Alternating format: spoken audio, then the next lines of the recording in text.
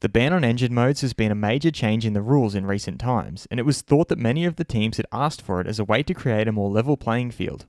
Nikolas Tombazis, FIA's head of single-seater technical matters, in a conversation with Automotor und Sport, has now revealed that the FIA had its own reasons to enact this ban. I'm your host Dillon Shelley, and first up on Formula World, the real reason the FIA banned engine modes. Tombazis began by looking at the relatively simple times of the V8 engines.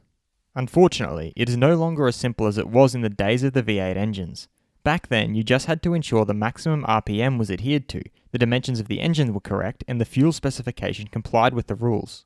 He then contrasted that with the current power units. The problem with the current power units is that the hardware may be perfectly legal, but it is still possible to operate it illegally. He then elaborated on how the variable engine modes make it difficult to police the engines. To do this, we have to continuously monitor innumerable parameters via the software, signals, and sensor messages while driving. If a driver changes the engine settings every lap, it becomes difficult to check the operation of the engine regularly every lap for compliance with the rules. Tombazis cited the regulations governing the rate of oil consumption as an example of one of the things they have to monitor and how changing engine modes can make that difficult. We have limited oil consumption to 0.3 litres per 100 kilometres in order to prevent oil from being used in the combustion process. We do not measure this consumption over the entire distance, but after each lap. If you switch back and forth between different engine settings, it is extremely difficult to track the oil consumption at all times. That was one of the reasons why we issued this technical directive. Fast feed!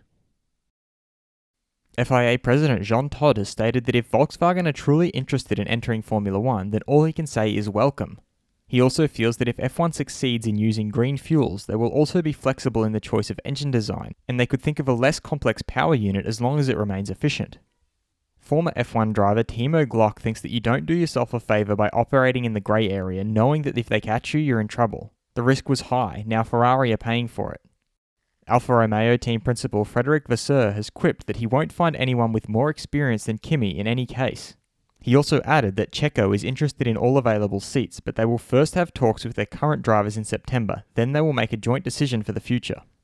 Renault's Daniel Ricciardo thinks it would be great to see more Australians here, and added that he is very happy for newly crowned F3 champion and fellow Aussie Oscar Piastri.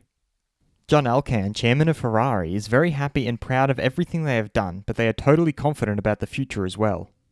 Former F1 driver Jolyon Palmer is of the opinion that each of Herman Tilke's circuits has some individual defining features, but they mostly have very similar characteristics and overall feel, notably with slower corners onto a whooping long straight into a slow corner.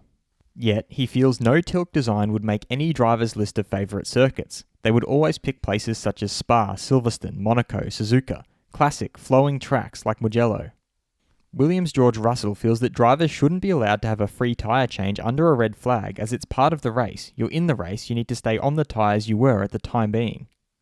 His former deputy team principal Claire Williams has explained that coming into 2020 she thought they turned a corner as they had new title partners who were promising the earth. Then that collapsed and coronavirus hit. It was game over. Benjamin Durand, the man behind the proposed F1 team Panthera, feels that a minimum requirement of $200 million to enter F1 makes things obviously more difficult.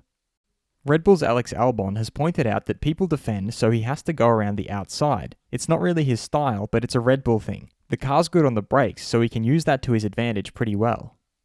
F1's managing director Ross Brawn thinks that Ferrari may need strengthening, but it doesn't need a revolution.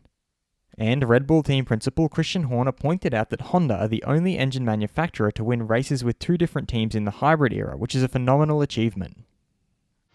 Do you like Tilke designed circuits? Head over to my community page to vote in the poll and let me know what you think in the comments.